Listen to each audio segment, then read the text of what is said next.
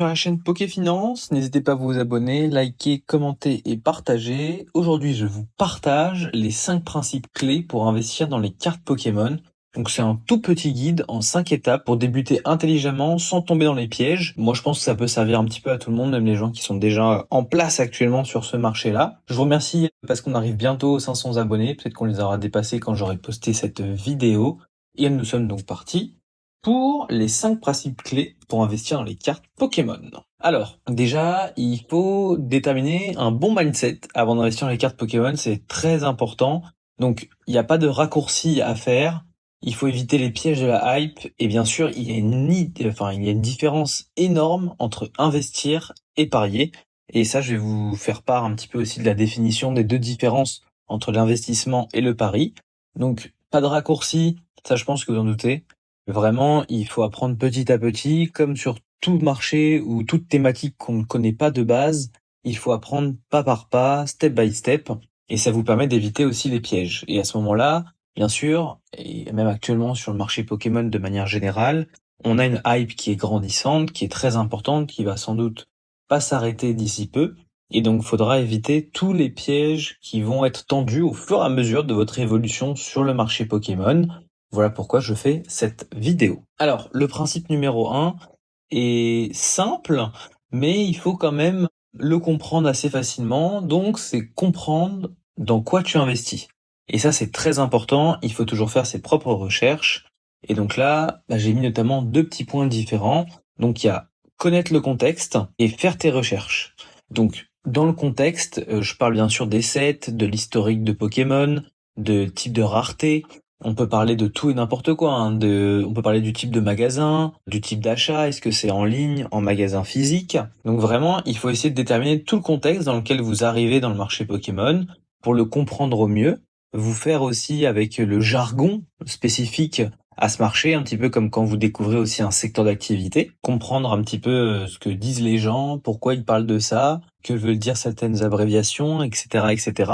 Donc pour ça, c'est pas du tout compliqué, hein. Déjà, vous avez énormément de vidéos sur Internet, énormément d'accès à des blogs différents sur Internet, des groupes Facebook très intéressants, des groupes Discord aussi bien sûr, et ça vous permet en fait d'engranger beaucoup d'informations. Vous ferez un petit peu le tri de manière automatique et comprendrez ce qui est le plus intéressant à savoir ou non, mais au moins vous aurez une vision très globale de la chose.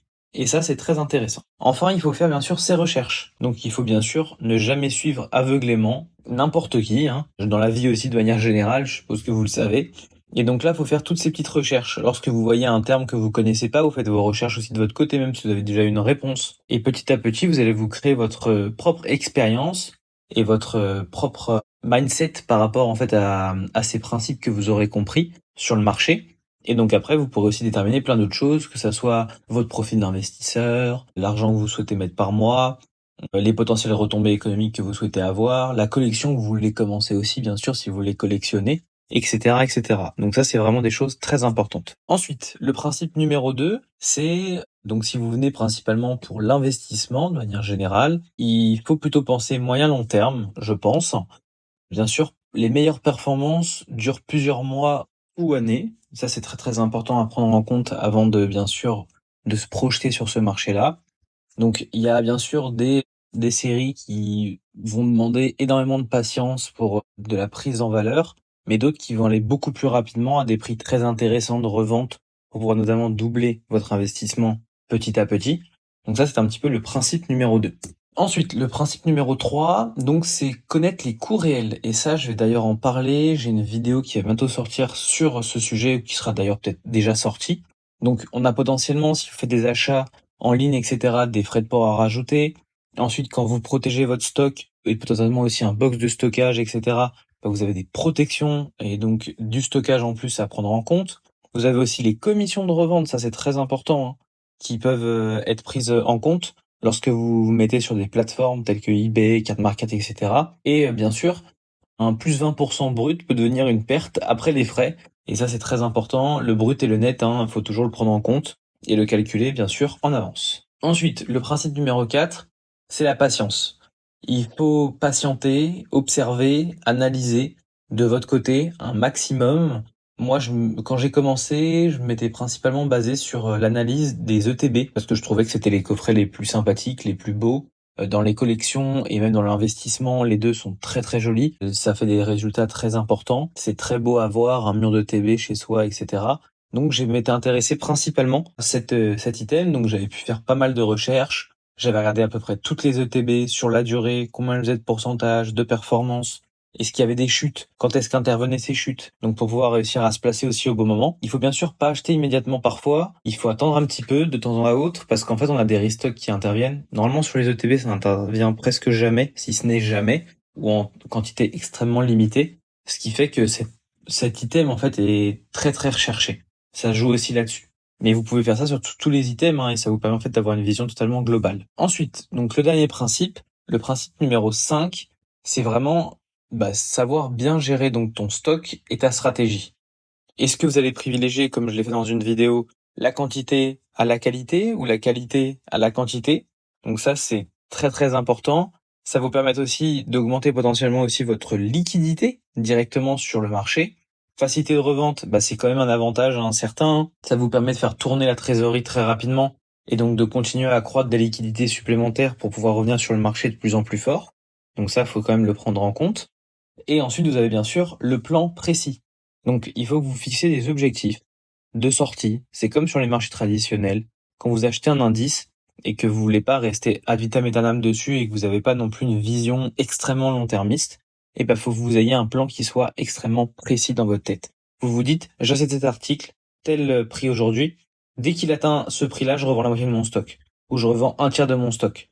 Ou je revends potentiellement tout mon stock parce que je voudrais pouvoir réinvestir sur un autre investissement que j'ai vu, que je trouve intéressant. J'ai pu faire des comparatifs de prix. J'ai pu aussi regarder parce que, notamment, je vous parle des coffrets. J'ai sorti une vidéo sur, il y a un petit bout de temps maintenant, mais sur les 3 investissements à faire cet été que je trouvais très intéressant et il y a le coffret de Ratak notamment.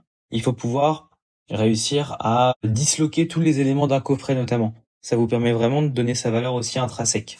Et là, je vous en parle et je vous en parle en début de vidéo. Qu'est-ce qui va distinguer un investisseur d'un parieur? Le parieur, il va faire tout au niveau impulsif. Il va suivre la hype, il va être extrêmement pressé, il va s'attarder sur aucun détail, il va rien analyser. Son but, c'est vraiment d'acheter, acheter, acheter, acheter. Il va surtout pas regarder sur le long terme. Il va vraiment être dans l'instant T. L'investisseur, au contraire, est patient. Il s'informe et il a une stratégie. Et c'est ça qui est extrêmement important et dans tout type de choses. Il faut avoir un peu de patience, toujours. Il faut s'informer. L'information, c'est le nerf de la guerre. Plus vous avez d'infos, mieux c'est pour vous parce que vous pouvez vous placer sur les marchés sans trop de difficultés. Et bien sûr, il vous faut une stratégie. Ce qui vous différencie aussi principalement du parieur qui n'a lui aucune stratégie. Pour vous faire un petit récapitulatif, donc des 5 principes que je peux mettre en avant. Donc déjà, c'est comprendre dans un premier temps.